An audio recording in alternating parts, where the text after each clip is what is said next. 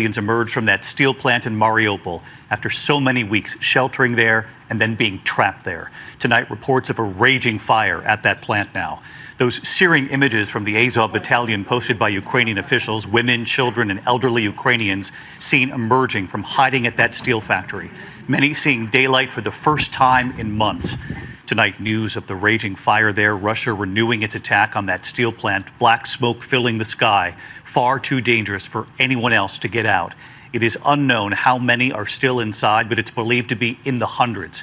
ABC senior foreign correspondent Ian Pannell from Ukraine tonight. Tonight, relentless Russian attacks sparking this raging fire at that massive steel plant in Mariupol, seen in video circulating online. Ukraine saying no civilians were evacuated today. We just spoke to Ilya Samolenko, a spokesman with the far-right Azov battalion who's at the plant. The Azovstal plant is constantly under fire, and the city is under fire. Today's strikes coming just hours after about 100 civilians escaped from that plant. Mostly women, children and the elderly, finally emerging from the cold black depths below the factory floor. Most haven't seen daylight in weeks. This video, filmed by the Azov battalion. In buses, they finally began their journey to safety. But no news tonight whether they've reached Ukrainian territory yet.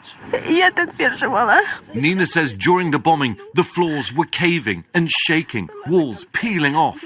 Utterly traumatized, she says, I finally saw the sky today. Ukraine claiming new victories, releasing video they say shows drones destroying 2 Russian boats. America also sending drones here. And in another strong show of support, House Speaker Pelosi led a congressional delegation to Kyiv, meeting Zelensky over the weekend. Across Ukraine, intense shelling has driven people underground. This subway station is now home to more than 700 people. Men, women, children. On a platform with a train that's going nowhere. Some have lived here since the start of the invasion. It's shocking to witness. We're deep below ground. There's a railway car there. You can see children are here playing. There are hundreds and hundreds of people living here. Some of them have been here since the start of the war. This is where they sleep, it's where they eat, it's where they wash, it's where they hope and they pray that this war will come to an end soon. Natalia's been here since day one. She introduces us to the other residents of this subterranean community. They're now her neighbours and friends, like Mikola, who sleeps between the turnstiles with his wife. How do you cope with the mental pressure? It's hard, he says. You're in a cellar within a cellar. And if you go outside, there are explosions, windows shattering. You have to run. The pain of what they endure is all too clear. Natalia sings an old Ukrainian folk song with Vitaly called What a Moonlit Sky.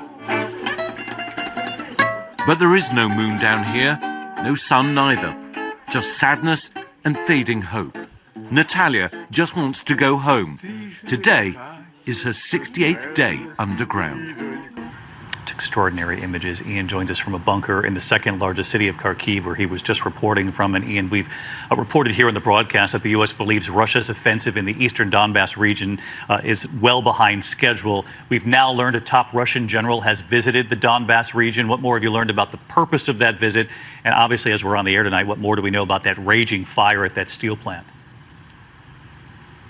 Yeah, David, I mean, General Gerasimov, as you say, is the head of the Russian armed forces. We learned that he spent multiple days in the Donbass, according to a senior U.S. defense official. Now, presumably, he's there to see firsthand why this campaign is going so slowly and making so little progress. The Pentagon describing it as plodding, but no confirmation whether or not he was actually injured. There are reports suggesting he was there, but the Pentagon saying it can't confirm or deny that. As you say, a fire raging at the steel plant. When we spoke to the spokesman for the Azov brigade tonight, he also confirmed that the fire had been raging throughout the day, that the site had come under attack. We're also learning finally tonight that there are new plans to try and get those last 100 to 200 civilians still trapped inside there out and to safety, but no news whether or not that's going to happen. Yeah, let's hope so now with that fire raging. Ian Pannell leading us off here on a Monday night.